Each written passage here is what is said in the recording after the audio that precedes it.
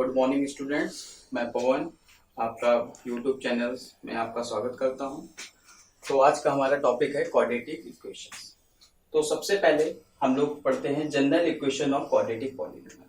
क्या होती है general equation of quadratic polynomial? ax square plus bx plus c where a is not equal to 0 and degree is 2. So b and c are real number. तो आपको ये समझ में आ रहा है कि क्वाड्रेटिक पॉलीनोमियल ये है। तो क्वाड्रेटिक इक्वेशन क्या होती है?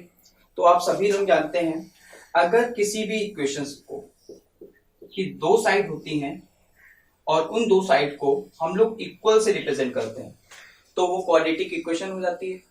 सेम एज इट इज, अगर इसी क्वाड्रेटिक पॉलीनोमियल को हम इक्वल टू 0 कर दें तो ये पॉलीनोमियल से चेंज होके किस में चला जाएगा? इक्वेशन। तो general equation of quadratic equations क्या हो गई? ax square plus bx plus c is equal to 0 where a is not equal to 0 and b and c are real number. For example 2x square plus 3x plus 4 is equal to 0। If I compare quadratic equation to this equation, so we can calculate the value of a, b and c. The value of a 2, the value of b is 3 and value of c is 4. This is a constant. A and b, we can say the coefficient of x square and x. Okay, 3x square plus 4 is equal to 0. 2x square plus 3x minus 4 is equal to 0. So can you find the value of a, b and c? From here a, b, c. What should be the value of a, b, c in this equation and what should be the value of a, b, c and this equation? So you can see a is equal to 3 and c is equal to 4. अब आपको लग रहा होगा तो यहाँ पर b का term है नहीं, तो ये तो क्वाड्रेटिक इक्वेशंस है। तो जब b का x का कोफिशिएंट नहीं है, मीन जब x ही नहीं है तो हम लोग उसको क्या ले लेंगे? 0 ले लेंगे। और एज इट इज यहाँ पर देखिए a की वैल्यू 2, b की वैल्यू 3 एंड c की वैल्यू -। अब आपको ये लग रहा होगा कि क्वाड्रेटिक इक्वेशंस का हम लोग डेली लाइफ में कहां पर यूज कर सकते हैं?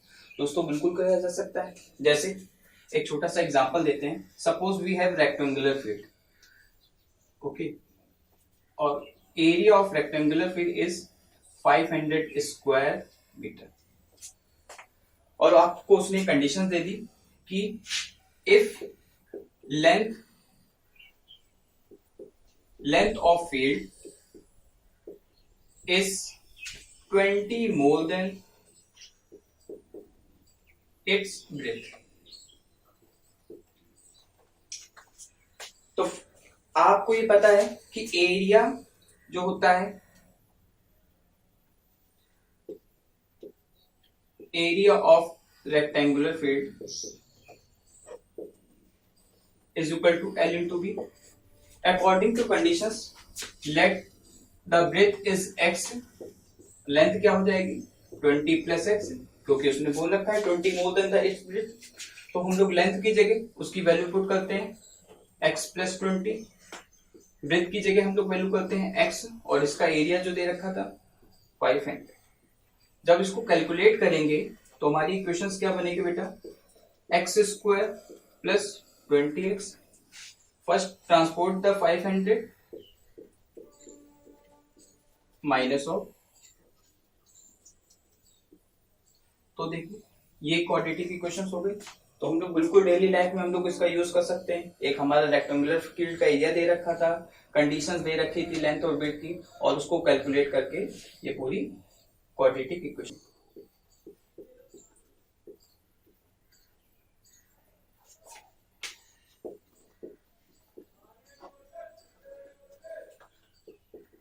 मुझे लग रहा है दोनों ही सेम क्वेश्चंस हैं, बस डिफरेंस क्या है? यहाँ पर पॉजिटिव है 3 है और यहाँ पर negative 3। Same value same variable, ठीक है। तो बताइए कि आप किस में x की वैल्यू फाइंड आउट कर सकते हैं? इस वाली इक्वेशन में x की वैल्यू इजीली फाइंड आउट की जा सकती है। इस वाले में सपोज हम लोग यहाँ पर आपने जो 9th में पढ़ा था मिडिल टर्म स्प्लिटिंग, तो यहाँ पर वही चीज अप्लाई करते हैं। तो आप क्या करते थे, 3 टू जा 6 एक्स स्क्वायर, और 6 एक्स स्क्वायर का ऐसा फैक्टर करते थे जिसमें से मिडिल टर्म के इक्वल है। तो अब 6 एक्स स्क्वायर का दो फैक्टर हो सकते हैं यहाँ पर, positive 3x minus of 2x plus of 3 is equal to 0। As it is जब यहाँ पर करेंगे, यहाँ पर भी हम लोग ये करेंगे, 2x square plus 3x minus 2x minus 3 is equal to 0। दोनों में आपने फैक्टर तो कर दिए, पर हम लोग इसमें कॉमन नहीं ले सकते। क्यों? क्योंकि आपको पता है कि जब हम लोग मिडिल टर्म स्प्लिटिंग करते हैं, फैक्टर करने के बाद हमारे टर्म जो हैं, या तो 4 टर्म पॉजिटिव होने चाहिए, या तो 4 नेगेटिव, या तो 2 पॉजिटिव 2 नेगेटिव। तो यहाँ पर देखिए 3 टर्म पॉजिटिव 1 टर्म नेगेटिव, और यहाँ पर 2 टर्म पॉजिटिव 2 टर्म नेगेटिव। तो यहाँ पर इजिली कॉमन लिया जा सकता है। तो यहाँ पर अगर हम x कॉमन लें तो यहाँ पर क्या बचेगा बेटा, 2x plus 3। As it is यहाँ पर कॉमन क्या आ रहा है, -1। तो यहाँ पर क्या हो जाएगा, 2x plus 3 is equal to 0। तो पूरे कंप्लीट इक्वेशन से कॉमन क्या आ रहा है, 2x plus 3 and x minus 1 is equal to 0। तो अगर हम कंपेयर करेंगे तो x की वैल्यू क्या हो जाएगी, -3/2 एंड x की वैल्यू क्या हो जाएगी। अब आपके दिमाग में बात आती है कि इसको क्यों नहीं सॉल्व किया जा सकता है। तो इसको सॉल्व करने के लिए ही हम इस टॉपिक का एक फॉर्मूला पढ़ेंगे, उसे बोलेंगे क्वाड्रेटिक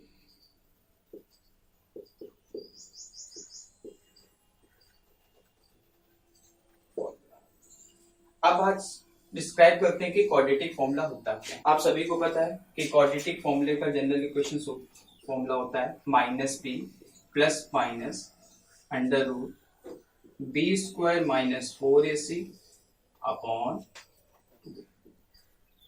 अब ये फॉर्मूला आया कैसे, ये डिस्क्राइब कैसे हुआ, तो उसका यूज करते हैं, बताते हैं कि यहाँ ये फॉर्मूला कैसे है। तो उसके इस फॉर्मूले का प्रूविंग के लिए हम लोग क्या करते हैं, सबसे पहले जनरल इक्वेशन लिखते हैं क्वाड्रेटिक इक्वेशन से। क्या होता है, ax square plus bx plus c is equal to 0।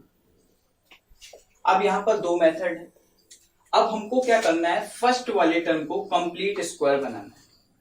तो फर्स्ट वाला टर्म कंप्लीट स्क्वायर तभी बनेगा जब या तो यहां से a हटा दिया जाए, रिमूव कर दिया जाए, या फिर यहां पर a की पावर 2 हो जाए। यहां पर फिलहाल अभी क्या है, a है, तो a की पावर 2 लाने के लिए आपको पता है कि यहाँ पर मल्टीपल हम a करेंगे, तभी a का मल्टीपल a से होने पर a स्क्वायर हो जाएगा। हमने 4 इक्वेशंस में a का मल्टीपल कर दिया। जो इसे ही मल्टीपल किया, a square x square plus a b x plus a c is equal to 0। First term जो हम चाह रहे थे कंप्लीट स्क्वायर बनाना, कंप्लीट स्क्वायर बन गया। इसको हम लोग क्या लिख सकते हैं, ax का होल स्क्वायर। अब आपको पता है कि क्वाड्रेटिक फॉर्मूला जो होता है कंप्लीट स्क्वायर मेथड से आता है, और कंप्लीट स्क्वायर जब आप आइडेंटिटी आपने पढ़ी है 7th 8th 9th में, आपको फॉर्मूला इसका क्या पता है, a square plus b square plus 2ab।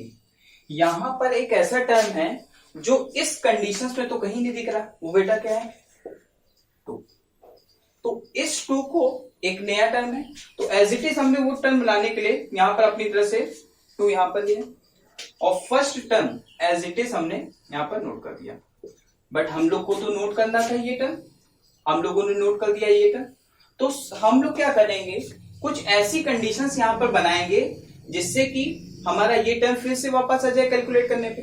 तो आपने देखा कि यहां पर क्या हम ऐसा करें कि जिससे यही टर्म बन जाए। तो आप ये देखो कि हमको क्या लाना है, आपको लाना है abx, और आप लेके क्या आ गए हो 2ax। आपने डिवाइड किया, जो कैंसिल आउट हो रहे हैं उनको कैंसिल आउट कर दो। यहां पर क्या बचा b, और यहां पर क्या बचा 2। तो यहां पर टोटल क्या बचा b/2। तो जब हम यहां पर सॉल्व करेंगे तो b/2 बचा। तो जिसका मल्टीपल किया है उसी को एक बार प्लस के साथ स्क्वायर में, और उसी को एक बार माइनस के साथ स्क्वायर में नोट कर दिया, और बाकी का बचा प्लस का ac as it is note कर दिया। अगर हम इसको सॉल्व करेंगे, देखिए 2 से 2 कैंसिल आउट हो जाएगा, तो क्या हो रहा है abx। तो मतलब हम लोगों ने जो कंडीशंस करी है वो सही करी है। तो स्टार्टिंग के 3 टर्म देखिए बेटा क्या बन रहा है, a square plus b square plus 2ab। तो तो इसके अकॉर्डिंग इसका फॉर्मूला बन रहा है ax square plus b by two का square plus 2ax into b by two. तो आप ये कह सकते हैं कि ये जो फॉर्मूला है ax plus b by two का होल स्क्वायर, और बाकी की टर्म को स्क्वायर करके हमने उस साइड ट्रांसपोज कर दिया, तो b square by 4 minus of AC.